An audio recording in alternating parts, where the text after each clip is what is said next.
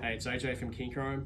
I'm going to take you through how to use and set up the twin-handled nut riveter. Okay, it's the part number for this is K4900, and straight out of the box, we're looking at a tool that looks like that. And I'm going to show you how to actually set it up.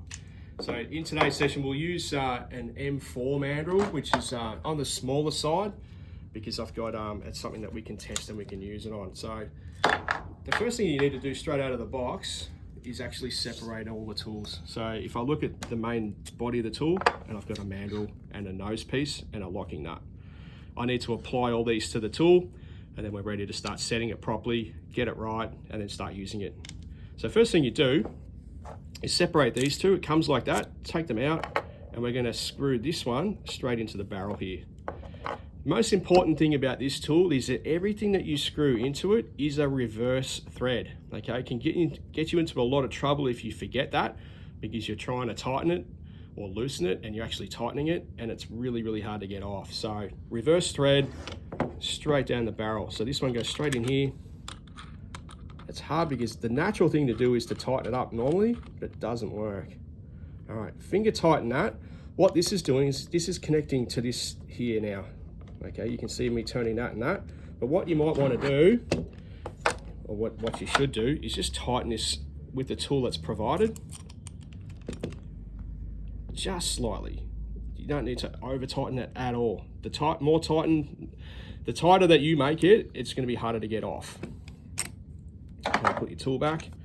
And what that does now is that this is totally engaged. Next thing you need to do is apply this. This is the nose piece and the locking nut. The locking nut just sets the depth, but remember, reverse thread. Screw that down to where you think you might be right. So it's into the actual head of the tool a little bit, probably by about 10 millimeters. And then you can open up and you can close. And you can see what the tool's actually doing every time I open that. Now, an important thing when you're setting this tool up, you don't really want to set it so that you're starting to compress the riv nut from this position. You probably want it to about there. It's a lot easier on your shoulders, especially with an M4. It doesn't take much to compress those. But when you're using the larger ones like an M6 or even an M10, I would still use it like that, okay? Up here, you're gonna pop your shoulders out. Well, I will. Okay, so I think that is pretty good for me with an M4. Okay, you can probably go down a little bit further because it's a bit smaller. Now, the key thing to this as well, and I've seen a lot of people do this, they tighten this locking nut way too tight. I would do it by finger and then back it off. This can be actually loose here. Okay, and I'm talking about this part there. Okay, make sure it's a little bit loose. And I'm going to start at about here. So all I need to do then is just screw my riv nut onto the mandrel thread. And that is clockwise, normal thread.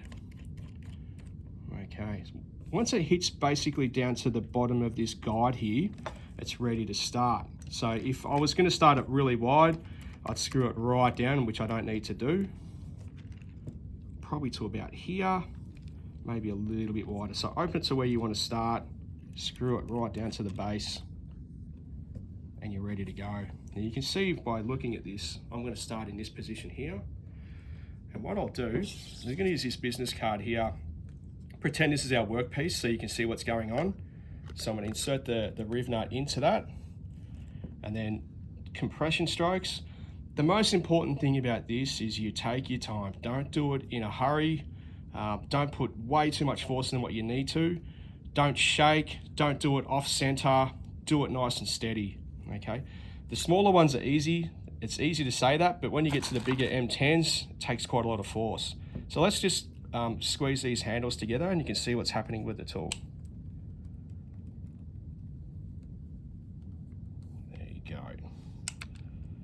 I think that's pretty good. So what it's done, the thread, by me pulling the handles together, the thread has pulled the rivet nut down on the backing plate of the tool, and it's compressed the riv nut. That's exactly what I want it to do, and that's what it's designed for. The way that you would remove that from your workpiece is to use the dial at the back here and just unscrew it. Unscrew it with a normal thread. You can see the mandrel threads coming out.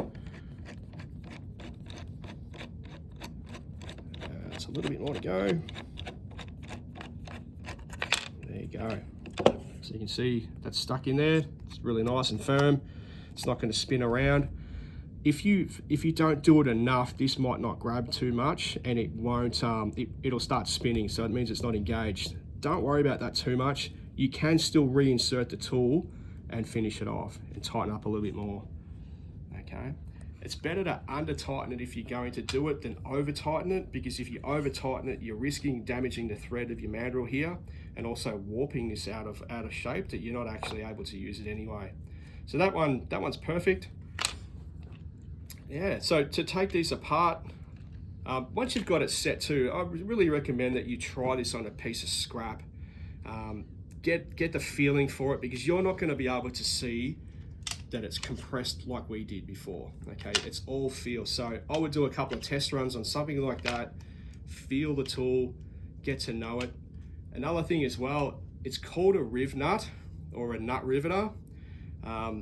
It doesn't carry on like a normal riveter. Like a normal riveter is where you snap off a rivet and it pops, it snaps, it makes a loud noise and it carries on. This doesn't.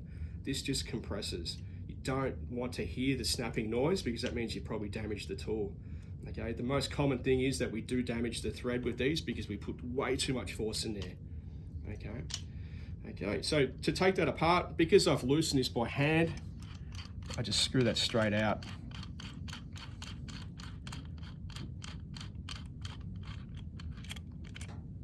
And then, because I tighten this with the tool, I just use the tool again.